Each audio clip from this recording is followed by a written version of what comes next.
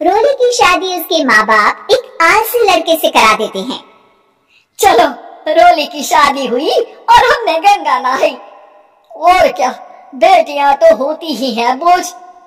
हाँ, पर अब क्या चिंता, उतार तो दिया बोझ तुमने, अब वो लोग समझे। ससुराल में रोली का पति कहता है, देखो, मैं कोई काम नहीं करता, ये बात तुम्हारे मम्मी पापा को बता दी थी मैंने। अब जो किराया आता है दुकान का, उसी से घर का गुजारा करना है। कभी भूल से भी कोशिश ना करना किसी चीज की डिमांड की। क्या मम्मी पापा को पता था कि आप कोई काम नहीं करते? और क्या, बड़ा अच्छे से पता था। उन लोगों को तो तुम बोझ लगती थी, बोल रहे थे कि बस शादी कर लो और कोई मतलब नहीं है।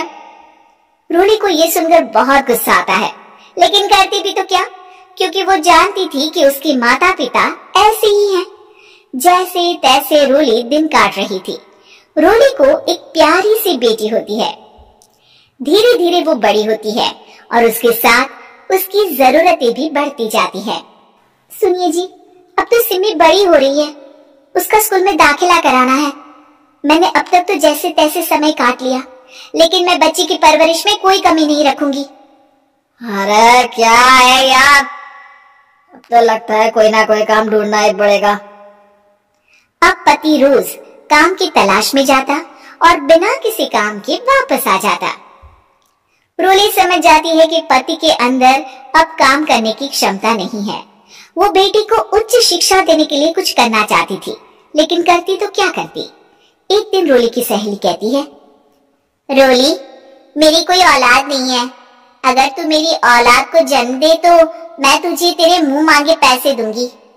अरे, तेरी औलाद को मैं कैसे जन्म दे सकती हूँ? सरोगेसी से बच्चा मेरा और वैभव का ही होगा, लेकिन कोख तेरी होगी। ये संभव है रोली? रोली कुछ सोचकर कहती है, मुझे मंजूर है, लेकिन मैं इसका 2 लाख रुपया लूंगी। अरे कोई बात नहीं, मुझे मंजूर है। रोली खुश हो जाती है कि एक बच्चा पैदा करने का उसे 2 लाख रुपया मिलेगा। वो घर आकर पति को बताती है, वो भी खुश हो जाता है। अब क्या था, डॉक्टर के पास जाकर सहेली का बच्चा रोली की कोख में पलने लगता है। मुझे 20,000 चाहिए मेरे बेटी के एडमिशन के लिए। हाँ हाँ ठीक है, मैं उसके एडमिशन से लेकर सारे खर्चे उसके अकाउंट में डाल रही हूँ। रोली की बेटी का एडमिशन हो जाता है। रोली को लगता है कि वो अब सब कुछ ठीक कर देगी। दिन और महीने आगे बढ़ते हैं। अब एक दिन, एक बात कहूँ जी, काश इस बच्चे को मैं रख पाती। मैं अब इससे काफी जुड़ गई हूँ। अरे यार, पता नहीं किसका बच्चा है, अपने पास है ना अपनी मुन्नी? हाँ, लेकिन अब मैं भी इस बच्चे से जुड़ाव फील करने लगी हूँ। लेकिन मैं ये जानती हूँ कि ये मेरा बच्चा नहीं है। दोनों की जिंदगी ठीक चल रही थी, लेकिन कहते ना कि सुख का पल ज्यादा लंबा नहीं होता। एक दिन रोली की सहेली का फोन आता है। रोली, मुझे अब ये बच्चा नहीं चाहिए, मैं अपने पति को छोड़ रही हूँ। अरे लेकिन मुझे पैसों की जरूरत है, बच्चा तुम्हारा है, मैं क्या करूंगी? सहेली बिना कुछ बोले फोन काट देती है, फोन स्विच ऑफ कर देती है। लेकिन रोली के जीवन का तूफान यही नहीं रुकता। रोली, मैं इतना भार नहीं उठा सकता। आज पढ़ाई का पैसा मांग रही हो, कल को शादी, कॉलेज और पता नहीं क्या क्या। मैं तुम्हें छोड़ रहा हूँ, अपनी बच्ची उठाओ और निकलो इस घर से। अरे पर मैं कर तो रही हूँ ना बच्ची के लिए काम, आप आराम से रहिए ना। क्या काम कर रही हो? देख रहा हूँ मैं। ये छोटा शहर है, यहाँ लोगों को बात बनाते वक्त नहीं लगता। तो मैं क्या करूँ? ज्यादा पढ़ी लिखी नहीं हूँ, कैसे घर के खर्चे चलाऊं? और आप तो काम करना ही नहीं चाहते। हाँ, ना चाहता हूँ और ना ही करूँगा। रोली को पति की बात पर काफी गुस्सा आ जाता है। ठीक है, अगर मेरे जीवन में संघर्ष लिखा है तो वही सही। इस वक्त पति होने के नाते आपको मेरा साथ देना चाहिए था, लेकिन नहीं, आपने तो इस हाल में मुझे घर से बाहर निकालने की बात कह डाली।